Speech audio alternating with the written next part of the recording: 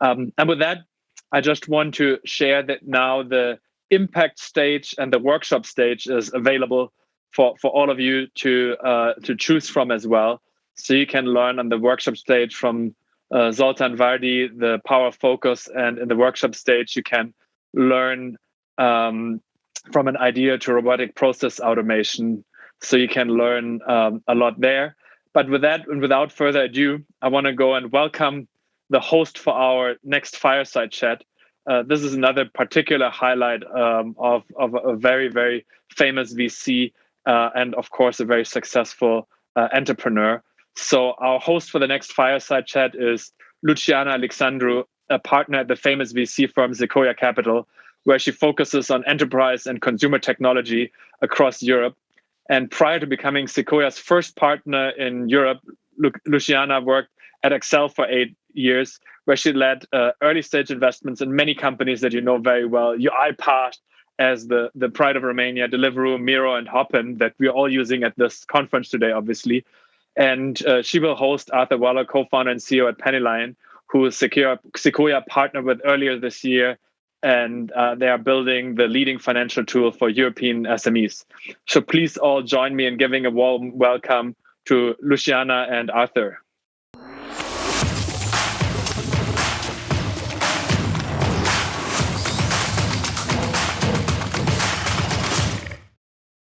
Hi there. It's so nice to be here. Thank you so much for having us. And hopefully next time we can do this in person. Any excuse to come to Romania is a very good excuse for me. And I am very excited to have my first fireside chat with Arthur. Arthur and I have been working together for a bit over half a year now, and it's been quite a journey. He's a wonderful entrepreneur to be in business with. And he's very, very thoughtful about hiring and especially about remote hiring. So I really look forward to today's conversation. Arthur, thank you for being virtually with us in Romania. And tell us a little bit more about yourself and about Pennylane. Thanks a lot, Luciana. So I co-founded the first company that was called PriceMatch, was a revenue management software for hotels back in 2012. Sold it in 2015 to Booking.com, spent 3 years working for Booking in Amsterdam. And about 2 years ago, we decided we would launch a new company together, which is called Pennylane. And the goal of Pennylane is becoming the leading financial management software for European SMEs, as well as the leading accountant software. And we think there's a huge problem to solve in Europe, which is building that single source of truth of financial data, helping both SMEs and accountants save time, collaborate better, and access financial data anytime to make best informed decisions, basically. And Arthur, you talked very early on about building a remote first team, especially in tech and product. But what does remote first mean for you? How are you setting up your team? And why did you go down this path to begin with? Yes, so I mean, it was a bit of a wild bet. So my co-founder and CTO, Quentin, was working with me at Booking.com, which is a very centralized organization. All engineers had to relocate to Amsterdam. We had only 3 offices abroad, one in Beijing, one in Seattle, one in Tel Aviv. And Quentin was randomly ended up managing those offices. So he had some experience managing some remote teams. And he had some conclusions about, whether remote can work or not. His conclusion was that remote can work only under 2 conditions, really. The first one, that it needs to be remote first, and that if you're not remote first, you will always have like 2 leagues, those that have the coffee machine conversations and the others, and that the others might not have equal chances of being promoted, might always be late learning stuff, etc. So that was the first condition. The second one was you need to all be in the same kind of time zone, so that you don't struggle to find time to work together, communicate, and also that you can still, also you are remote, you should still be able to get together on a frequent basis to build that sense of belonging, build the team spirit. And so when we launched Pennylane, what was, that we had a fact, which was Quentin was living in a city in France called Cherbourg in the west. Thierry, our other tech co-founder, was living in Lyon. So both in cities outside of Paris. And so we decided we would, be remote first from day one. We actually incorporated the company just before COVID in January 20. So The good thing is, we've been remote first since day one. We've only hired within France at the beginning, thinking it would help engineers speaking French with French accountants to learn about the product. And now we've been hiring anywhere in the Europe time zone, let's say, since something like 4 months. And it's now already more than 30% of our team, which is outside of France. And we get together every month and a half. I think the fact we are remote first helps because it means, everyone thinks and understand, because themselves they are remote, they understand the pains of being remote, which are, they make sure they have a good mic, they have a good Wi-Fi, they arrive on time at the meeting. It doesn't take like 5 minutes to set up the conf call or whatever. And then we have a huge written culture where we document lots of stuff. And we still make sure, it's the role of the product managers to make sure they animate the team. And they also make sure that the engineers can connect with the users. But yeah, we found it working really well for us. So far so good. And we are really happy about that choice, actually. I thought that the point you made about being remote first in order to avoid coffee conversations for only certain groups of people who happen to be in the same city. I thought that was a really good point that actually I shared it with some of our other portfolio companies who are thinking about setting the team this way. Will you consider at some point opening small offices if there is enough density in a particular city? Or how do you think about that? So we want to find out what works best for our employees. So far our guideline is, if you want to go and work from an office, we are very happy to pay for your co-working space or for your office space. But we want as much as possible to avoid having hubs, because that would actually create those coffee machine conversations that others would be missing. Yeah. So we already have, for example, in Romania right now, we have about 5 engineers, several of them living in the same city.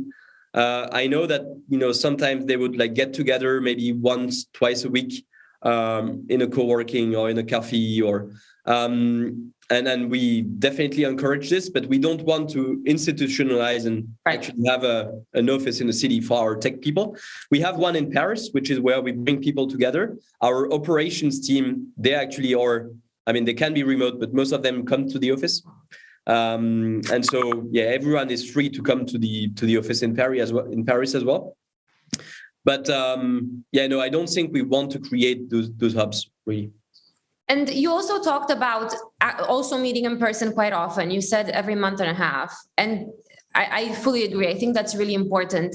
When you meet on those occasions, do you prioritize team building, culture, getting to know each other, and the soft part, or do you prioritize productivity?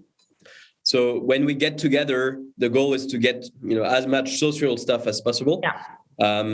People are already very productive when they work from home, etc. So when we get together, it's usually 2-3 days in Paris. We have each team doing some team building activity for itself, and then we have more global get together with the rest of the company and for the entire tech. So today currently we have about 60 to 70 people in tech and product. And yeah, then I think we also try to make sure when we get together that we reiterate on the culture, the vision, making sure we have that foundations that really bring us all together, that are very clear. That's the thing. If you want to build a very decentralized organization like we do, where everyone should be able to decide what they will work on based on what they think will have the highest impact for the company, I consider my job being to give very clear strategy, very clear objectives, transparent, and make sure everyone understands it. Because telling our strategy is this and having people actually understanding it is another story. So we benefit from those get-together to make sure everyone is aligned, and teams also work on their rituals, their habits. Each team is autonomous on this. And they also use those moments to give feedback and optimize the way they work together. Do you have any tactical tips or strategic tips about making sure everyone is aligned with a mission and making sure that everyone is really in it to win it and going in the same direction, whether it's the engineers in Romania or in Paris or in Portugal. I think you have someone in Portugal as well. Maybe I got that one wrong. Yeah, we have people currently in 10 countries, actually. Right. So, the first thing I would say is hiring the right people. And we have exactly the same bar everywhere we hire. So we have a pretty homogeneous group of people in that sense. I think the diversity of cultures, backgrounds brings us lots of strengths, but we still make sure we have like those basically 3 criteria. We hire experienced people. It could be seen as a weakness, but when you hire remote first, it's definitely not that good for being able to onboard very junior people. We hire experienced engineers. We hire people that, like us, want to solve real problems for real people. The good thing with our job is we actually help SMEs. So the restaurant next door, the hotel next door, the SME of your uncle or aunt, and so we want to have engineers that want to we will have some empathy for those users and want to make a difference. And the good thing is the products we build are used every single day by those SMEs.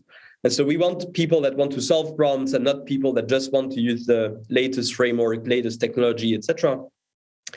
And then we want people that have that engineering mindset of solving problems, not specialists, but generalists that will always find the right way to solve the problem. So those are our kind of criteria, and we make sure we have the same bar everywhere. So everyone likes working with other strong people, being challenged, etc. Do you have things like daily all hands, or how does that work? So we have some company rituals. We have a Monday morning kickoff, which I'm doing, where I'm basically reviewing the figures of last week and telling how we are, pacing, how many new customers we sign up, what's the NPS, that kind of stuff. And then each team has their own rituals. I think most teams would do like 3 stand-ups a week, something like this. And then we have some other company rituals like a product update. We have a get-together between tech and product and data science.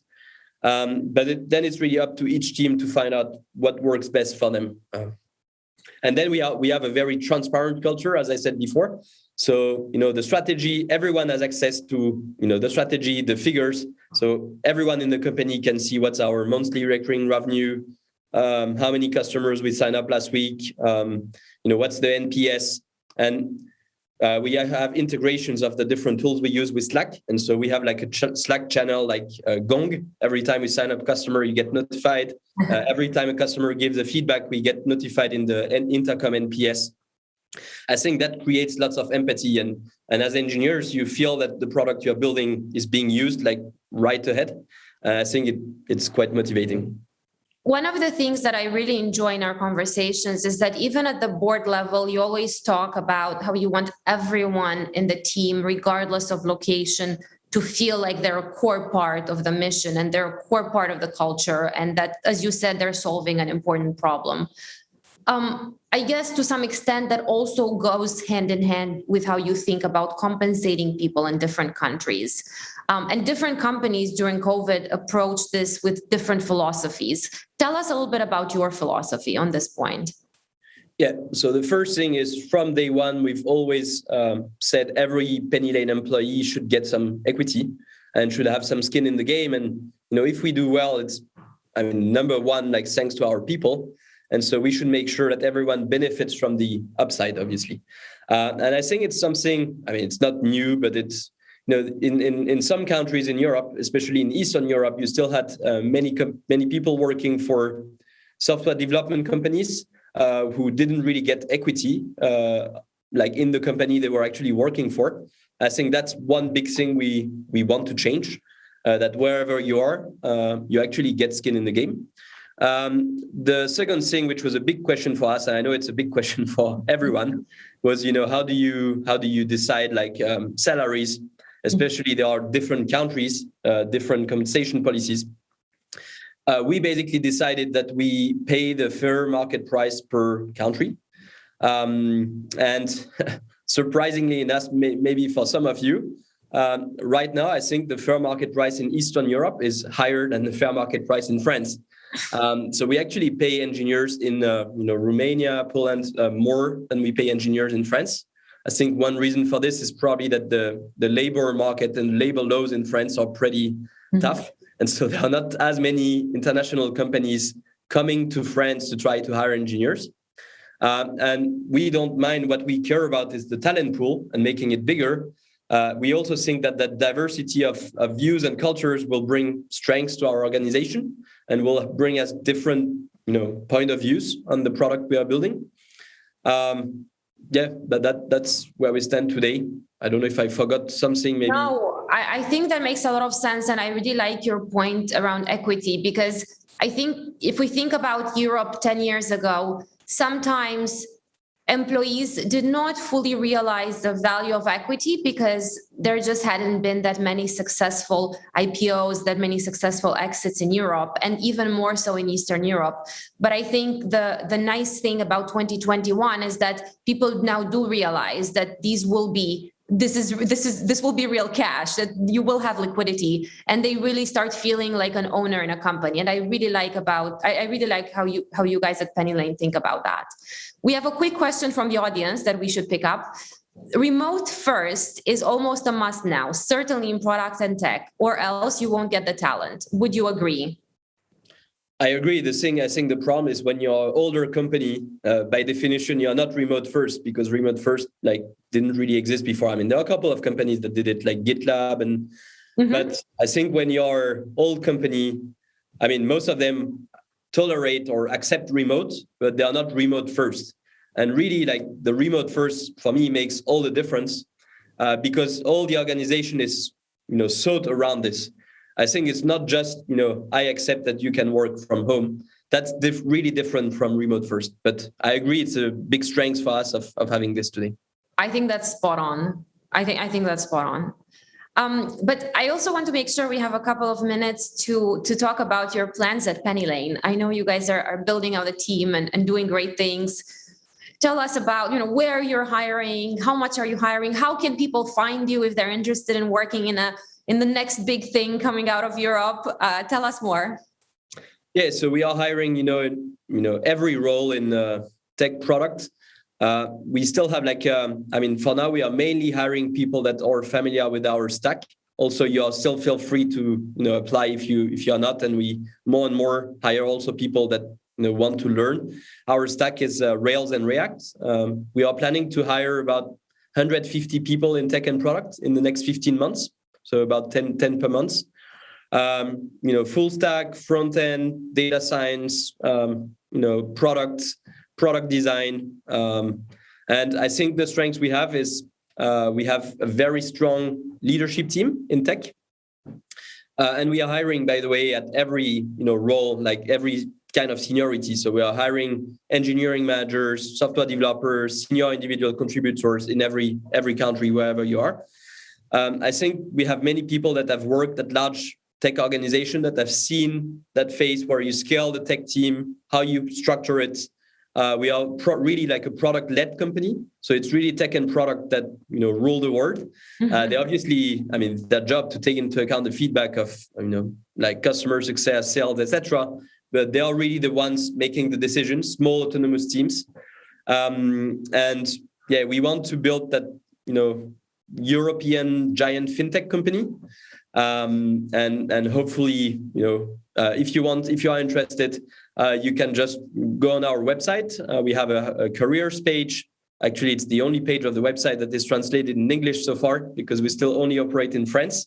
But the careers page will allow you to apply, and then the interviewing process is you have a first interview where we tell you about the company, we get to know you, your aspirations. Then there's some kind of a technical test. And then, we go pretty fast. So the typical process lasts for about between a week and 10 days before we actually give you an answer. Arthur, this was wonderful. Any final thoughts for our audience? It sounds like you told them you guys are building the next big thing in fintech in Europe. We're excited to partner with you. They know how to reach you. if you have any final thoughts, let us know. Otherwise, thank you so much for joining today. Thank you, Luciana. Thank you, Techsylvania. Sorry. Thank you, Luciana. Thank you, Arthur. That was truly amazing. Very, very much appreciated that you find this time. I bet you both are like insanely busy. So finding 20 minutes of your time is highly appreciated. Thank you so much.